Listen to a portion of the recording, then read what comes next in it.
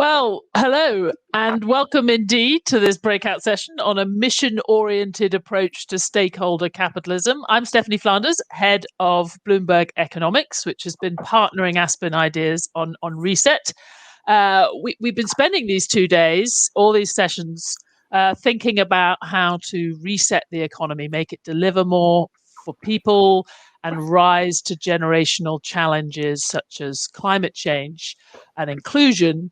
And so I'm especially delighted to have this conversation with my friend Mariana Mazzucato. Mariana is professor in the economics of innovation and public value at University College London. She's already published 2 books that changed the way I think about a lot of important stuff. One of them was effectively asking readers to reset the way they thought about the role of the public sector and the contribution of the public sector. That was the entrepreneurial state, debunking public versus private sector myths. And another one, which is, as someone who's interested in the history of economic ideas, is particularly close to my heart, The Value of Everything, Making and Taking in the Global Economy, which absolutely, if you haven't read it, people listening, it just nailed the way that a particular conception of value had permeated and in many ways subverted the way we think about the economy and society. And now she's got a new one, which is about something completely different, although definitely consistent with what her thinking has been before. It's out in the US next month, but I know that Mariana's very keen for you to know that you can pre-order it in the US. Mission Economy, a moonshot guide to changing capitalism. Mariana, welcome to Reset, and thank you for being here. Now, I know from hearing you speak before that actually it's quite good to let you get your ideas off your chest initially, and then we can have a conversation. And actually, we've already got lots of questions coming in, so I think we're going to hear. I know we had questions. Some people had read the book already. Great. So I think we're going to hear from you for a few minutes, just describing the book, and then we'll have more of a chat. Yes, a full 15 minutes they've given me. So thank you, Stephanie, first of all. I really appreciate that you accepted to moderate this session. So the book actually came out last month in the UK and is coming out in the US in March, as you said. I'm not going to share the screen because this is always the tricky bit, where the danger is always that you end up sharing your emails, but hopefully that's not going to happen. Do you see, Stephanie, can you just say if you see my slides? You can just say yes or no. Yes? Yes. I don't hear you talking. I assume so, unless someone yells out, we don't see anything. All good, yeah? Okay, it's all good. So what I'd love to do is spend the next, oh God, I've already used 1 minute, 14 minutes, talking about why the notion of stakeholder capitalism, which sounds great, and it is great, it's supposed to be instead of just maximizing share prices and all the things that we know can go wrong with that kind of short-termism, why actually, to concretize it, it really needs to go to the center of the system. It cannot just be a concept around corporate governance, whether we agree with it or not. It has to go to the center of how different value creators actually interact. And it has to essentially change the social contract between business and the state. And if it doesn't do that, then it's really just kind of, a waffly concept. And I do believe that we can make it a more interesting concept. And the idea that 50 years ago, we did a really difficult thing, which is to go to the moon and back after Kennedy set that goal in 1962. And it required an immense amount of both public and private investment in innovation, but also their relationship was truly purpose-driven, another kind of sexy and trendy word we often hear in the Aspen and Davos kinds of places. So what does it mean to unpack? What does a purpose-driven partnership look like? And that's what I want to talk about. And I think that really there's no time like the current one where this message is, extremely important, because really the COVID-19 moment has thrown us so many different challenges, whether it's the digital divide, and many of us with children at home know that not all kids are getting educated the same way. So that's a problem that really requires both public and private partnerships. We have the test and trace system, the personal protection equipment for frontline workers, the vaccine. These are all different examples of problems that can only be solved together. And yet on all those different fronts, one can say that we have, let's leave the vaccine issue to the side just for a minute, but definitely in terms of preparedness of our systems, we have in so many different countries really failed. And by the way, what's really interesting on that, and we might get to it in the Q&A, is that some countries that are still in their developmental pathway, like Kerala region in India and Vietnam, have actually done quite well compared to some advanced industrialized countries. And I'd like to come back to that later so we don't just have kind of a Euro and US-centric view of what I'll be talking about. But also the COVID-19 crisis really came on the back of other types of crises, the biggest one, of course, being the climate one. You'll remember that in February last year, the month before COVID became a household term, we were not looking at essential workers in hospitals. We were looking at flood workers in Venice, the part of Italy where I'm from, actually Padova, 20 minutes away from Venice, or fire workers in Australia and in California. And the really tragic thing about the climate crisis is we're simply not moving fast enough. Already the IPCC report told us 2 years ago that we only had 10 years left, and yet just last year in the European Union, so 2019, we had 55 billion in subsidies go out to fossil fuel companies, and 56% of the COVID-19 recovery funding in 2020 was actually allocated to energy companies that are still based on fossil fuel projects. So there's no way that we can really say that we're moving at the speed that people like Greta Thunberg, now an 18-year-old, tells us we should be. When your house is on fire, stop debating, get the hell out. Same kind of thing with the climate crisis. We have to move quickly. We cannot just sit there and debate the problem, whether it exists or not. And of course, we also have the 17 Sustainable Development Goals that, sometimes people forget. These were agreed on internationally by every single country 5 years ago, or in 2015, almost 6 years ago. And underneath these 17 goals are 169 targets. And there as well, if you look at the different metrics and the different institutions, especially within the United Nations, that look at this in terms of how globally we are getting our acts together, unfortunately, the report card is equally not that great. And all of this is happening in the context of another big debate, which is the one I opened up with, which is, businesses really reflecting, at least in words, and in conferences like your own, that we need to change corporate governance, that, this extraction of value, which I talked about in the book, The Value of Everything, the kind of, record level share buybacks in the last 10 years, $4 trillion have gone to buying back shares by the Fortune 500 companies. This is not the way to run a society in terms of a corporate business model. So whether it's Larry Fink or the Business Roundtable putting out the statement over a year ago about, we need to rethink that model in terms of reinvesting back into long-run areas that help people, planet, working conditions, and so on. And this conversation is a very important one. We shouldn't dismiss it. Some of us, maybe believe that as well is not moving fast enough, but it's a very important one. And if we remind ourselves that markets are not the same thing as business, markets are outcomes of how we govern business and how we govern other types of value-creating institutions, we also, present ourselves with the problem, which is how is government governed? How is the public sector governed? And what I've been writing about now for some years is that we also have a problem there. It's not just corporate governance that needs to rethink itself. It's also kind of government governance.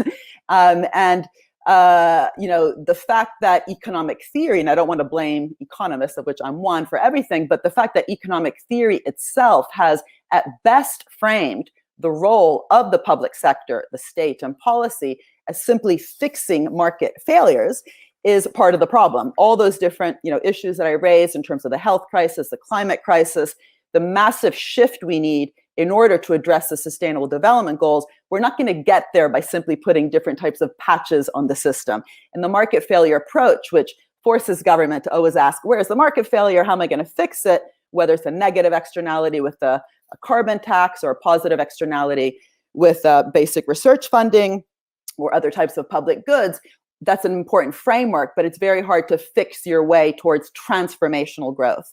And by transformational growth, by the way, I don't just mean these kind of big social objectives like health and climate. I also mean literally in terms of the direction of growth. And you'll know from a lot of the literature that the kind of growth that got us a financial crisis over 10 years ago was an ultra-financialized form of growth. And in the UK, where I'm standing today, the kind of growth we have continues to be consumption-led growth, which has really led to a very high ratio, for example, of private debt to disposable income, not public debt, but private debt to disposable income. So shifting that growth model from consumption to investment-led growth and innovation-driven growth, and having that investment and innovation help us solve some really important problems like the ones around climate, health, and the Sustainable Development Goals, need a different approach to policymaking, one that I call actively shaping and co-creating markets alongside business, not just fixing markets.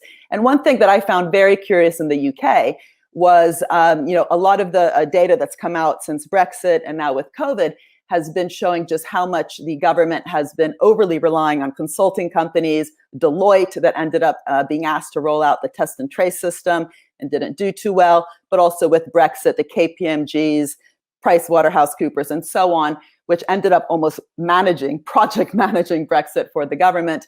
This over-consultification of government, a Tory Lord, Agnew, who you see here in the picture, said that this was leading to an infantilized public sector.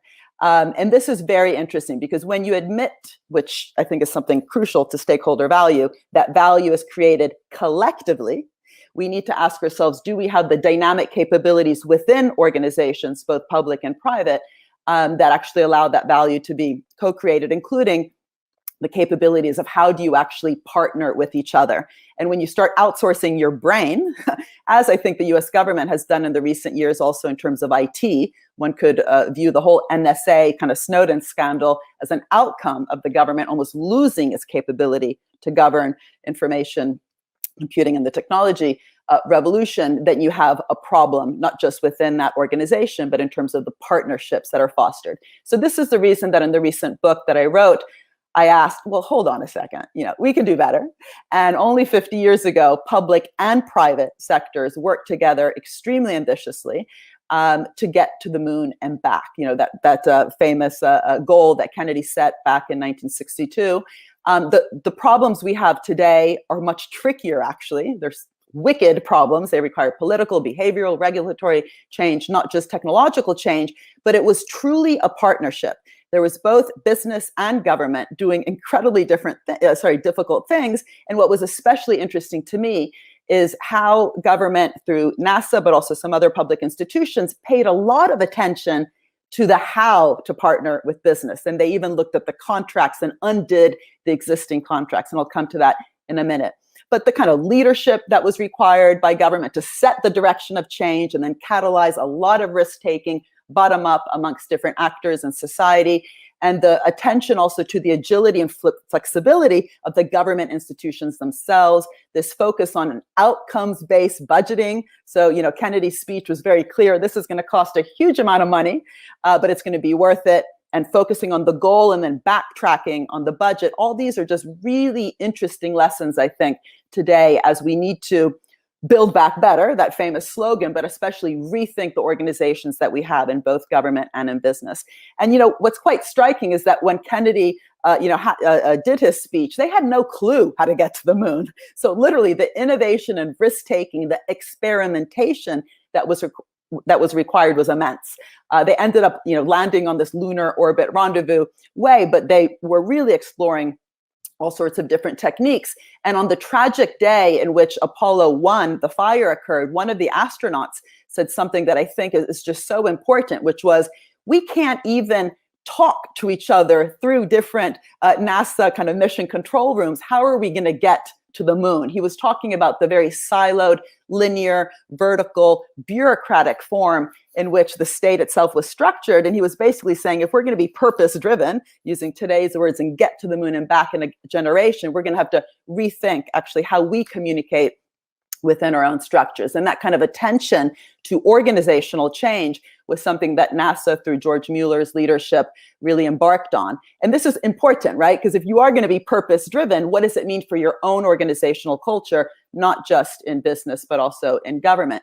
And the purpose, this notion of a partnership with a common purpose, is really what I think is so important in terms of allowing us to give more substance to this notion of stakeholder capitalism. It was so curious that they paid attention not only to the procurement contracts in terms of how to devise them so government wouldn't be just, if you want, vulnerable to paying any costs that were presented to them through cost price contracts, which they changed to fixed price contracts with incentives for innovation. But they also paid attention to making sure that this enterprise that they were going to do together, this wonderful, difficult mission, wasn't just going to become a gambling casino. So they even had clauses like no excess profits clauses in the procurement contracts. And of course, profits were earned, but there was also real kind of risk sharing and reward sharing in the process. And so sharing both risks and rewards, I think, is incredibly important. And again, NASA was very clear that they had to be aware of just getting kind of conned by any, company that would come along and say, oh, we'll help you. And they called it, be aware of brochuremanship. This was the years before we had these wonderful PowerPoints that we use today. But this idea that, NASA itself required its own capabilities, investing within its own brain, what I call the dynamic capabilities of the public sector, in order even to know how to write the terms of reference with business to foster a symbiotic and mutualistic partnership. And what was so special about the moon landing was so much happened along the way, spillovers across many different sectors. It wasn't just aeronautics, it was nutrition, materials, electronics. The entire software industry in some ways was an outcome of that. And that really did happen because of a kind of top-down, mission setting, but lots of bottom-up experimentation. And that kind of delicate balance between the two is really what I focus on in the book for allowing us to really create a concrete investment pathway and trajectory for the SDGs. I won't go into this because I don't have much time, but it did cost a lot of money, but not as much as Kennedy was very clear as we spend on cigarettes and cigars, but also really what is so important is the how. It wasn't just public money thrown down from helicopters. It was done through an ambitious, decentralized network of different public actors alongside the whole innovation chain with the private sector, something I also talk about in my book, The Entrepreneurial State. So coming back to the SDGs, these are the earth shots. They're much harder, actually, than purely technological missions. A colleague of mine wrote a book back in the 70s about this, Dick Nelson, called The Moon and the Ghetto. But they can be tackled if we treat them with the same amount of urgency and seriousness as we treat wars or that moon landing. And what that really requires is, again, partnership with purpose, but also being very clear that the SDGs are the challenges that we have. We've signed up to it. So if we're not interested, let's take our names off that list, transforming them into missions that require lots of different sectors to collaborate and innovate together. But the real interest that I kind of focus on in the book and also in policy work I've done, for example, through this report with the European Commission, on the back of which missions are now a tool that the Commission uses in the Horizon program, is really how to design then procurement, grants, and loans to foster that bottom-up innovation. I have more to say, but because my time is up, I will stop sharing the screen and make sure that some of what I wanted to talk about in the next slides, I bring up in the Q&A. And I'll tell you that one of them is how to govern this process for the public good. Well, I hope I can get. I'm going to provide lots of opportunities for you to talk more, Mariana. So I wouldn't worry about it. But I guess just to get one thing out of the way first, there will be people listening, certainly people who've heard a lot about stakeholder capitalism before, and indeed maybe sitting in businesses trying to make it work. There'll be others who are just used to managing people and getting things done, and they'll say, it's not very complicated. If you actually want to make progress, you need to set a big target and then work as a team to meet it. Why do I need a whole book to tell me that? What is different about what you're actually what you're proposing? Because this isn't just about having a mission. Yeah. Exactly. So for me, at least, missions are about, again, how do you partner in a different way? So let's even unpick, for example, any of the goals, like SDG 14 around clean oceans. What does it mean actually to transform it into a very concrete goal, like getting 90% of the plastic out of the ocean, and make sure that the way that government interacts with business, which it's constantly interacting in terms of subsidies, guarantees, grants, and loans, becomes actually conditional on business and different types of businesses, which will actually require different types of support, investing in that goal together. And even though that sounds really obvious, it simply doesn't happen. I mean, I've looked at so many different sectors, especially, by the way, the pharmaceutical sector, which gets all sorts of benefits from government. In the United States, $40 billion a year goes towards drug innovation. And somehow then we don't get that kind of conditionality and partnership right. So intellectual property rights, in particular for that sector, are often abused. They are too upstream, they're too wide, used for strategic patenting, they're too strong, so hard to license. The prices of the drugs don't actually reflect that collective value creation. And so, governing the partnership, governing innovation in such a way as serious as NASA was when it unpicked those procurement contracts and said, nope, this isn't going to be good. We're going to be taken for a ride, and truly sharing both risks and rewards means doing things quite differently. And the vaccine, which is a great example actually today of both the public and the private sector putting in a lot of money. Don't forget, Oxford is a public university. People in the US sometimes forget that. But also, it was based on a lot of previous funding, the Oxford vaccine, from also the European Commission, as was, by the way, the Pfizer vaccine, which got money from the European Commission and the German government. So these are all kind of ecosystems, public and private investments that produce something like a vaccine. But then if you don't govern it, right, to meet, let's just call it the common good, then that's a problem in terms of the deal. And one of the ways that this is currently being tried, at least insisted on, one could argue from the World Health Organization, is through the messaging that we need to make sure we're fostering not just private profits, but collective intelligence. So the idea of a patent pool for the vaccine, but also making sure the vaccine is universally accessible so we don't have what Dr. Tedros called vaccine apartheid, so countries just hoarding it. That's all about kind of governing that process, right, in a particular way. And you could unpick the same thing with digital platforms. Everything that makes our smart products smart and not stupid was funded by government: internet, GPS, touchscreen, Siri. And yet then if you don't govern that innovation for the public good, you end up with what I was arguing in the beginning, kind of too little, too late, worried about privacy, taxation, always kind of in the back saying, oh, wait, hold on, as opposed to making sure you have kind of, what I call pre-distribution, which is a nice term also that others use, which is how do we get the conditions right ex ante so you don't have to pick up the mess ex post. And that to me is central to a mission-oriented approach, where purpose is at the center of the relationship, as opposed to just kind of a siloed notion of how corporate governance can improve. We're going to try and be kind of ruthlessly practical in this session and think about how it applies to the new administration, but any government who's trying to think about how to change the way we do these things. But your mention of the vaccine, I think, is actually helpful on one of the points. I mean, you say yourself in the book that there are ways in which the moon landings are not a helpful guide for now and for the challenges we face now. One is that it was sort of chosen by a quite narrow part of society that we were going to go to the moon, and maybe not everyone would have signed up for that. But another is that it is quite a sort of clear technical challenge, enormously ambitious and difficult, but easily explained and with a quite clear process leading up to it. And I think you could say the vaccines are actually an even better example of that, a very clearly defined target. Some of the Sustainable Development Goals would have that characteristic. They're quite specific. But when you think about something that you're obviously very focused on and you have applied this to, I mean, climate change, so many layers of that are not just technical. They are also social. They're also about how we value, going back to your other book about how we value things. So where do you get to the point where it's less helpful to have this kind of parallel? How can you use this approach for something which is more social and more multi-layered? Thanks for that question. It's very important. So,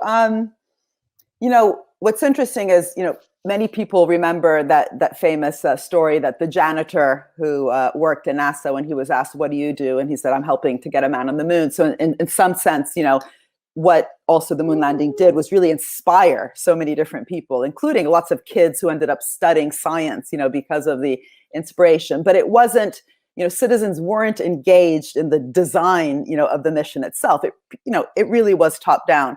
Some of the more interesting missions that we're working on in the institute that I run at University College London which is called the Institute for Innovation and Public Purpose, the whole notion of purpose at the center of political economy, are on missions in countries like Sweden, where the national mission is so interesting. It's about a fossil-free welfare state. And then if you break down everything the state does and provides, from public transport, public education, public health, a lot of that is actually obviously in partnership with business. But what does it mean to land those ambitions in concrete places? Take the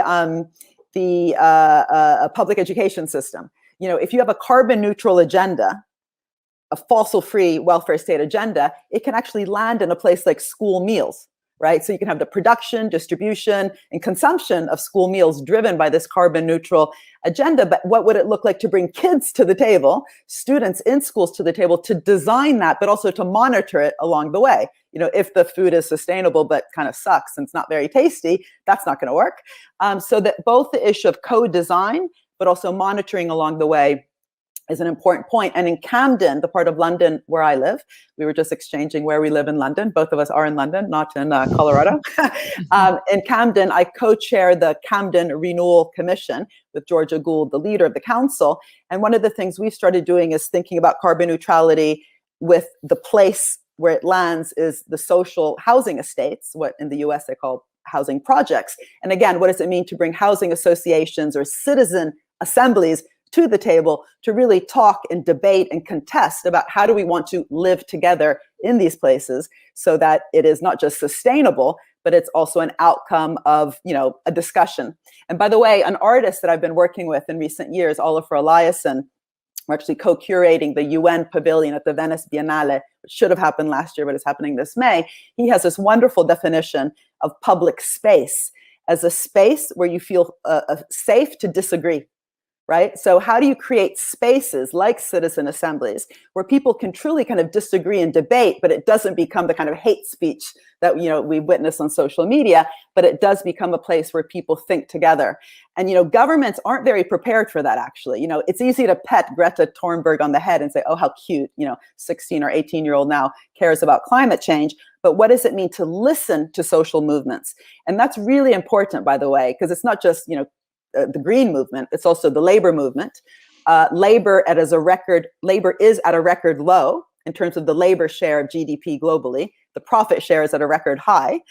Labor unions, trade unions, have historically been incredibly important for shaping markets to be more inclusive. We wouldn't have weekends, by the way, not that as a social innovation. We wouldn't have the 8-hour workday without trade unions. So, whether it's the labor movement, whether it's a green movement, whether it's Black Lives Matter, whether it's the care workers today and that movement, what does it mean for governments themselves to listen, to actually allow that to be part of the process through which emissions are set? And in Germany, sorry, I feel like I'm talking too much. I'll just say one last thing quickly. In Germany, I think what's interesting is they've had one of the strongest green movements across the globe. And the Energiewende policy, which is in no way perfect, is very much an outcome of the green agenda really having risen slowly up to the very high level of government. And that ended up fostering a very different relationship between government and business. So a couple of years ago, when the steel industry asked government for a loan and a bailout, as steel is more or less asking every government for a bailout, in Germany, they were confident enough to make that loan conditional on the steel sector reducing its material content, which it ended up doing in its own way. They weren't micromanaged through repurpose, reuse, recycle through the whole value chain. Today, the German steel sector is one of the most green and innovative in the world, not because they went to the World Economic Forum and talked about purpose, but because they had to in order to access the public loan.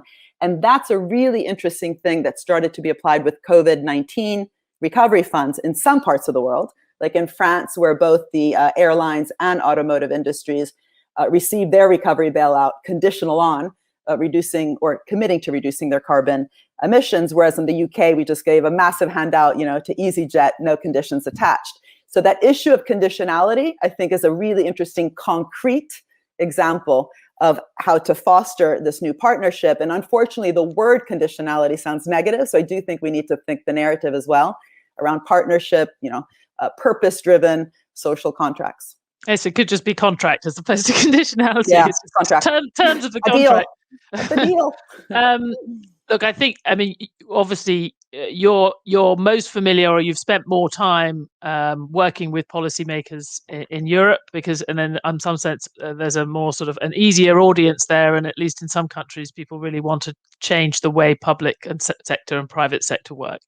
Clearly, the really tough challenge these days is the US, after decades of undermining the perceived value of government. Only little corners, NASA, I mean, as Michael Lewis points out in his book, NASA was sort of one of the few bits of government that was allowed to take credit as a public sector organization. Everyone else had to be, but not a penny, not a penny. Right. They're not allowed to make a penny of profits in space. So Elon Musk can go there, play on the back of a huge infrastructure. But we socialize the risks, but privatize the rewards. But if you're facing that, which existed long before Donald Trump, and that now coming in as the Biden administration with the particular record of the sort of acceleration of the undermining of government that's happened over the last few years, I guess there is a sort of a debate, obviously ongoing within the administration in lots of areas, about whether the best thing to do is to be quietly competent and just remind people that the government can be quietly competent and doesn't need to ruin your life, and is actually quite important. Or does it need to be visionary? And of course, a lot of people would say you have to be competent and visionary. But they might sense, in the kind of way that you talk about this, a real risk for them. That if they set those enormous targets and seem to signal that they're going to completely transform the way we think about government and have your kind of approach, they'll be setting themselves up for a failure, an equally grand failure, which could undermine the battle kind of longer term. So I just wonder, when you think about the challenges that the administration faces and this trade-off between being competent and being visionary, how would you apply your approach? Great question. And first of all, we should remember that Trump was quite unique, in case people didn't know. Trump was actually the first president that really attacked what I called the entrepreneurial state. So one of the first things he did was go after ARPA-E, the equivalent of DARPA, but in the Department of Energy, much lower budget, but still quite ambitious, very innovative around battery storage, for example, as well as PBS. Or actually, it was Mitt Romney when he was running as well. He went after Big Bird. This was all fertile territory. The territory was prepared by many before Trump, though. That was why he was able to do it. Yes, but it's false to think that, the whole kind of Reagan-Thatcher period that many people associate with an attack on the state, that's sort of sloppy thinking, actually. If you look at the data, there was huge amounts of public investment under Reagan, not in the welfare state, that he definitely attacked, as did Thatcher, but what I call the innovation state, the entrepreneurial state, he definitely increased those budgets. But one of the things I've been arguing is that in the US especially, but also globally, we need to bring together these concepts of the welfare state and the innovation state. They can actually work together, and the welfare state can also be a demand pull for what then the innovation state also feeds in. So in the US, it's very dysfunctional. You have, again, $40 billion a year going in from the National Institutes of Health. And then at best, you have Medicare and Medicaid on the sort of demand side, but they're not really aligned. And that's why we get this whole kind of hyper-inflated system where the prices and the fees don't reflect at all that public sector risk-taking. So, I mean, Biden's agenda, which isn't just his, by the way, he always gets credit with the concept of Build Back Better. That was already being talked about globally before he became president. But it's very important he's talking like that, because Trump basically was running on a mercantilistic agenda. In other words, brought us back to the 1600s when we had the Navigation Acts in 1651. All his attention was on exchange rates, trade barriers, walls. When Biden's bringing back the attention to an industrial strategy, an innovation strategy, and the investments that we require in both social, physical infrastructure and innovation, that's an important first step. What he needs to avoid is making this kind of an old style just list of sectors, make America great again in X, Y, and Z areas. What the mission-oriented approach suggests is that we need to remember that some of the best innovations in the US, like all the ones that I mentioned before, making this thing smart and not stupid, internet, GPS, and so on, these were outcomes of the US government trying to solve a problem. So the internet was a solution to trying to get the satellites to communicate. GPS, similarly, there was a problem, GPS was a solution.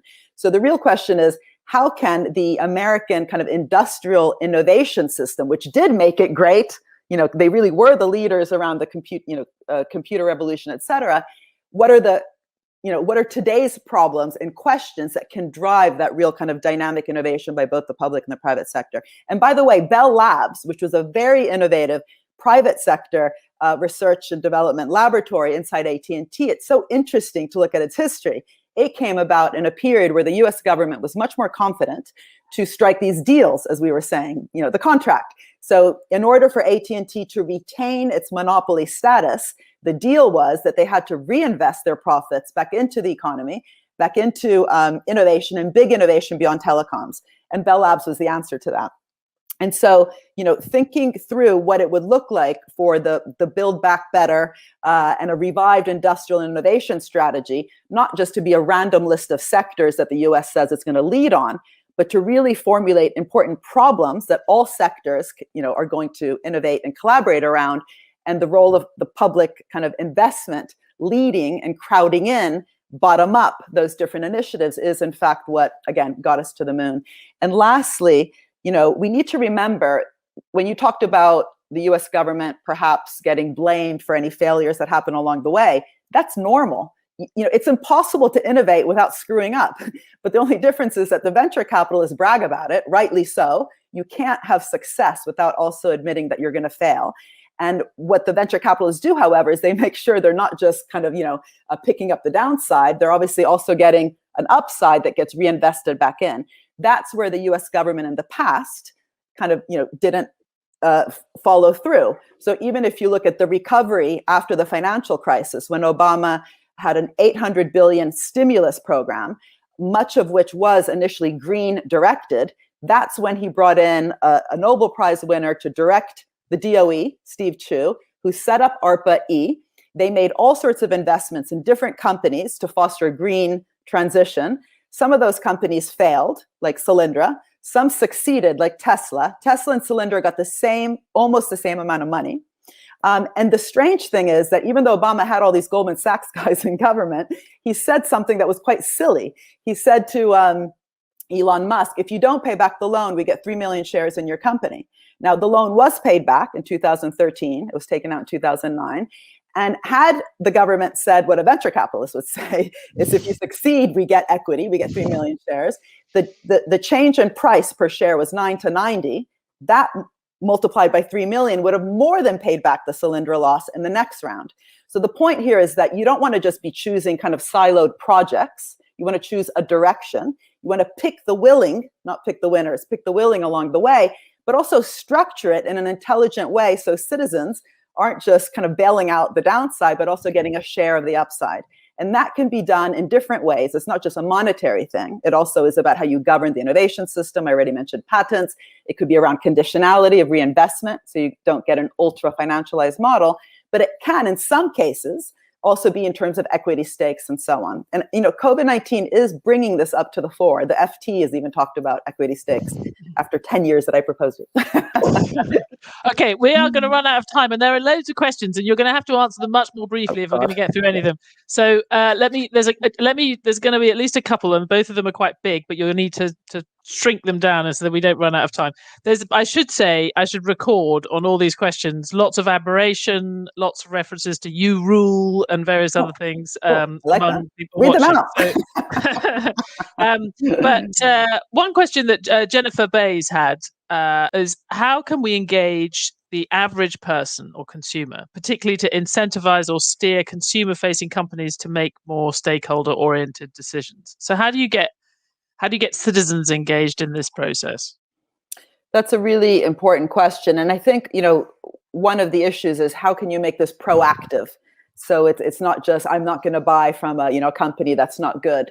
And so, that does, I think, because we also need that. And, there's been boycotts of certain types of products, in different industries, or even boycotting certain countries. Remember South African apartheid, when there was a boycott on those kinds of issues. I think what we need for missions, coming back to this issue of co-creation and co-design, is to think about what does it look like to bring citizens again to that pre-distribution phase. And that requires not just people kind of acting as individuals, saying what they think, or looking at their own consumption patterns, even though that's very important. Consumption, recycling is a great thing to do. It will be a fundamental part.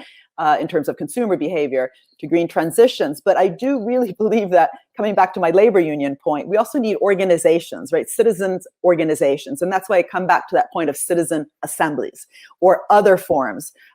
You'll know, Stephanie, that with Brexit, citizen assemblies actually were quite important in terms of fostering debate. And I just think, especially with the recent history of, the Me Too movement, Black Lives Matter, and Fridays for the Future, these are three examples of movements, really kind of rising up and fostering a very stark and strong, not a harmonious, in terms of the debate that it engendered, contestation of the kind of society we want. And so one of the questions is, how can we bring those movements to the table to foster a stakeholder value perspective? Because markets, in the end, as I mentioned in the beginning, are outcomes. Markets are outcomes of how we govern all the different value creating organizations and how they relate one to another. And currently those relationships are as sick as the governance mechanisms within the organizations, because there isn't actually, one of the things I focus a lot on is the civil service, how they're trained. The public servants globally, they're not actually trained really to listen and to work with citizens. It's often tokenistic. You have consultation processes, but they really are just a box ticking exercise.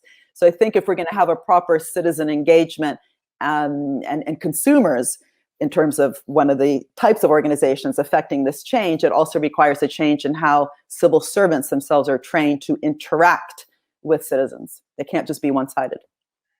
Okay, one final question, although we are going to run out of time, so you're going to have to be even briefer. It's variations. There's lots of versions of this question which have come through, which is kind of, it sounds like nothing's going to be fixed until everything's going to be fixed. You have a wonderful, or economists would put it, you have a very general equilibrium way of looking at the world, which is it is immensely helpful in thinking about how one thing relates to another and the need to be more holistic.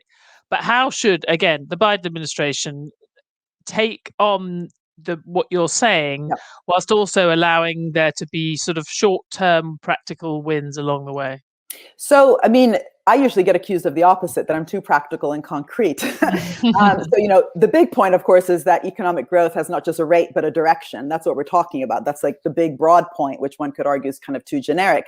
The concrete point is, how do you render really explicit that directionality? What does it mean for the concrete ways that we design things like procurement? And procurement, by the way, is a huge percentage of government budgets. In the UK, where you and I live, the whole innovation budget of the country is 10 billion. Just the procurement budget of the Ministry of Transport, the Department of Transport, is 40 billion. And this is true almost, globally. It's often almost half of the whole government budget. So what does it mean to unpick those contracts, to make them really have purpose, a green transport system, and designing that procurement in order that it really crowds in business investment? Because this isn't about the state kind of doing everything. It's about choosing and really choosing very specific areas. Also, whether it's health or digital platforms, the vaccine, where we can unpick where things go wrong and redesign the contracts themselves to foster a purpose-driven kind of orientation. But also the public investment side has to do much more than just incentivize. This is why if we simply had R&D tax credits, we would not have had the internet revolution. It required active public investment. It was ambitious. It was bold, which then created a whole new kind of, market opportunity, which then raised business expectations of where future growth opportunities lie. And unfortunately, so much tax policy, and I often go very concrete on different types of tax policy, like capital gains tax policies, simply increase profits. They don't actually create what economists call additionality, catalyzing investment to happen where it wouldn't have happened anyway. And having, proper metrics about additionality, but also the kind of partnerships that we are fostering, whether they're predatory or symbiotic or mutualistic, that needs just as much attention as kind of ESG types of targets. And by the way, there's none. There's no proper metrics, and this is something I'm trying to help businesses with, to monitor their own relationship with other actors, for example, government. And a lot of government money, so much government money, gets wasted picking up the mess. that could be actually invested in things we care about, whether it's public transport, public education, and so on. If you don't get these relationships right, it's also a waste of public money just to sweep up the mess that we create instead of being much more proactive around problem solving. Mariana, we could talk a lot more, and I could certainly have asked you a lot more of the questions that have come through, but it's a call to arms. And I think very much in the spirit of this, of the whole of these two and a half days, thinking about how we can, in a practical sense, think about how to reset the US economy and indeed every other economy. Thank you very much for joining us, and thank you for everyone for listening and for all your questions. And I hope you'll continue to tune in for more of these breakouts and plenary sessions. Thank you, Stephanie. Mariana. Thanks to everyone. Thank you.